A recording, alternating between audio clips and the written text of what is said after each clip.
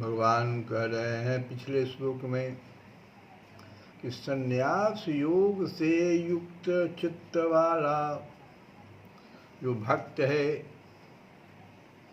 वो कर्म बंधन से मुक्त हो जाता है और मुझको प्राप्त होता है। तो एक प्रश्न यहाँ उठा कि भगवान की भक्ति करने वाले को ही क्या भगवान की प्राप्ति होती है, दूसरों को नहीं? तो ऐसा भी नहीं है। आगे कहते हैं भगवान की समः अहम सर्वभूतेषु समः अहम,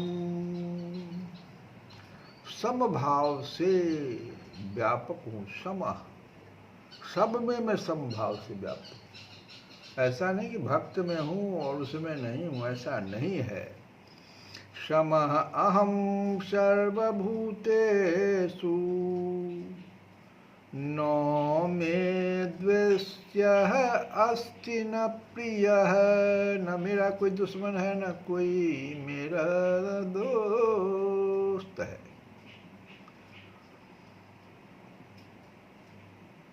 मैं सब भूतों में समभाव से व्यापक हूँ। न कोई मेरा अप्रिय, न मे द्वेष्यः, द्वेष्यः माने अप्रिय, न मे द्वेष्यः अस्ति न प्रियः।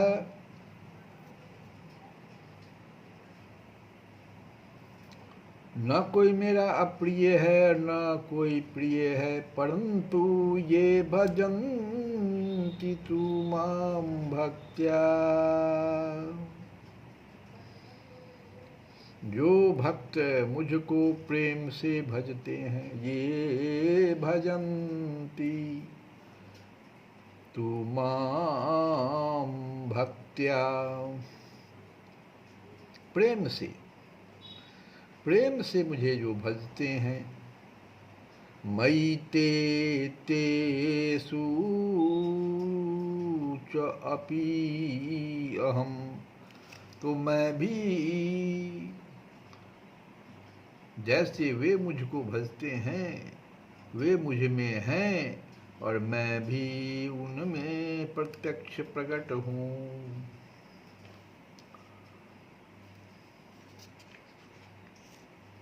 मैं सब भूतों में समभाव से व्यापक हूँ। न कोई मेरा प्रिय है और न प्रिय है, परंतु जो भक्त मुझको प्रेम से भजते हैं वे मुझ में हैं, और मैं भी उनमें प्रत्यक्ष प्रकट हूँ, प्रत्यक्ष प्रकट रूप से। सब भूतों में सम,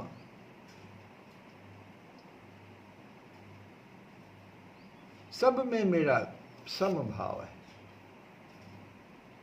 मैं ब्रह्मा से लेकर और स्तंभ पर्यंत समस्त प्राणियों में अंतर्यामी रूप से समान भाव से व्याप्त हूँ।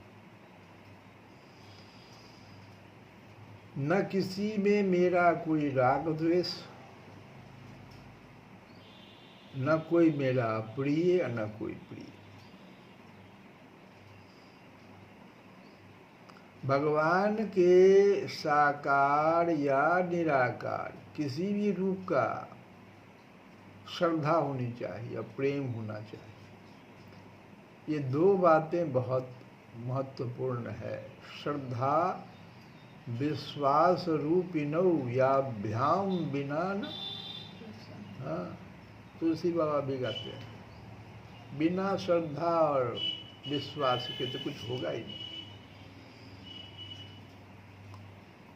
किसी भी रूप भगवान का साकार लो या निराकार, किसी भी रूप का श्रद्धा और प्रेम पूर्वक निरंतर चिंतन करना। जैसे नाम है भगवान का, क्या निराकार रूप, नाम भगवान,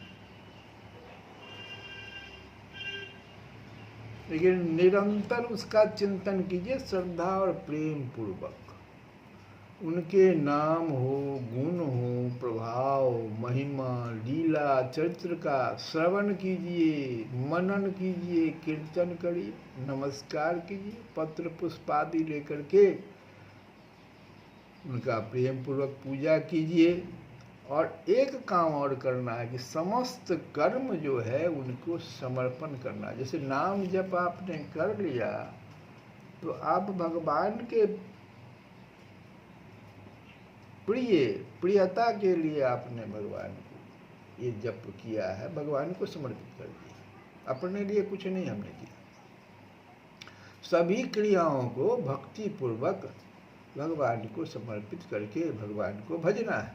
तो इस प्रकार से जो भगवान को भजते हैं तो भगवान कहते हैं मैं भी उनको वैसे ही भजता हूँ। वे जैसे भगवान को नहीं भूलते तो मैं भी उसको कभी नहीं भूल सकता।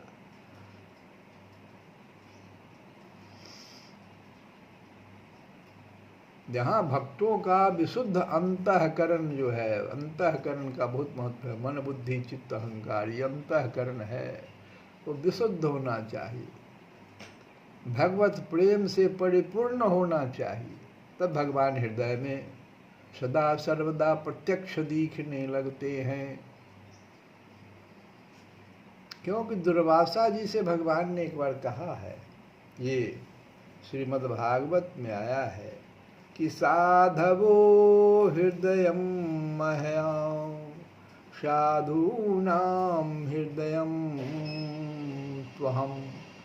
साधु भक्त है, साधु मेरे हृदय है। साधवो हृदयं मह्यं, साधु जो है, जो भक्त है, मेरे हृदय है।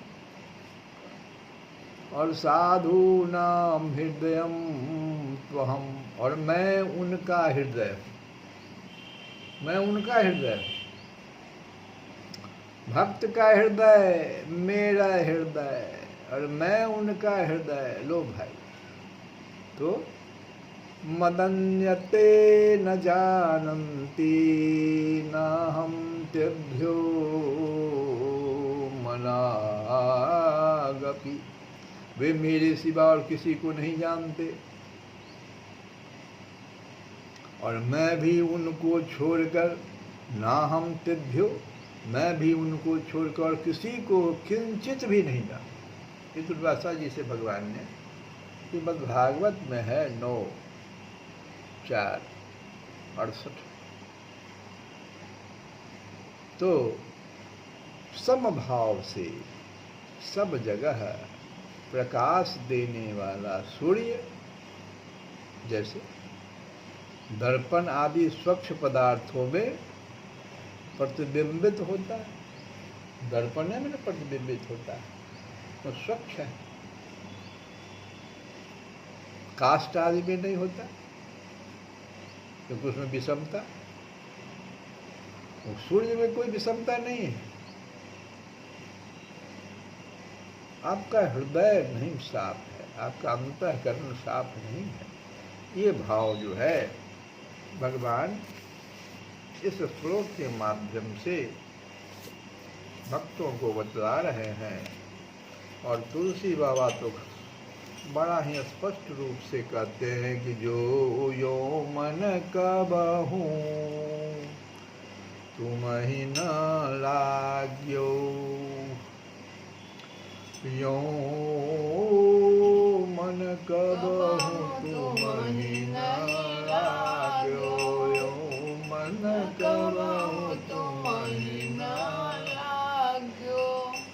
जो छल छारे स्वभाव निरंतर रहत विषय अनुराग, यो मन कबहू तुम ही नहीं लाग्यो, यो मन कबहू तुम ही न लाग्यो।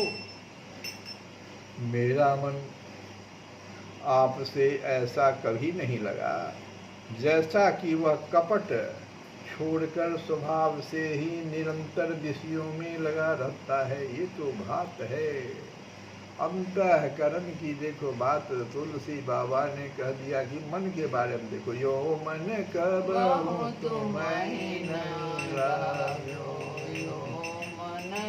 जो छल छाड़ी स्वभाव निरंतर रहत विषय अनुराग, यो मन कबहू तुम ही न लाग्यो। जो चितई पर नारी सुने पातक प्रपंच घर घर के, क्यों न साधु सुर चरित रंग निर्मल गुण गण रघुवर के, जो नाशा सुगंध रस बस रसना खट रस रतिमानी, राम प्रसाद माल जूठन लगे, क्यों न ललकी ललचानी,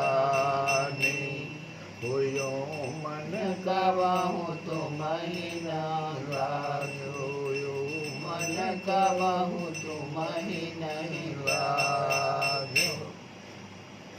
कहते हैं तुलसी बाबा कि मेरा मन आपसे ऐसा नहीं लगा कभी, जैसा कि वह हमेशा विषय में स्वभाव से ही निरंतर विषय में लगा रहता है।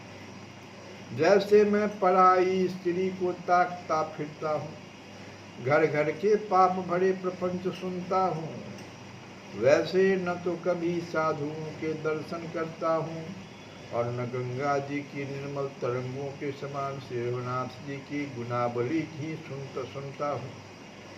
जैसे नाक अच्छी अच्छी सुगंध के रस के अधीन रहती है और जीभ जो है 6 रसों से प्रेम करती है, वैसे यह नाक भगवान पर चढ़ी हुई माला के लिए और जीभ जो है भगवत प्रसाद के लिए कभी ललक ललक कर नहीं ललचाती।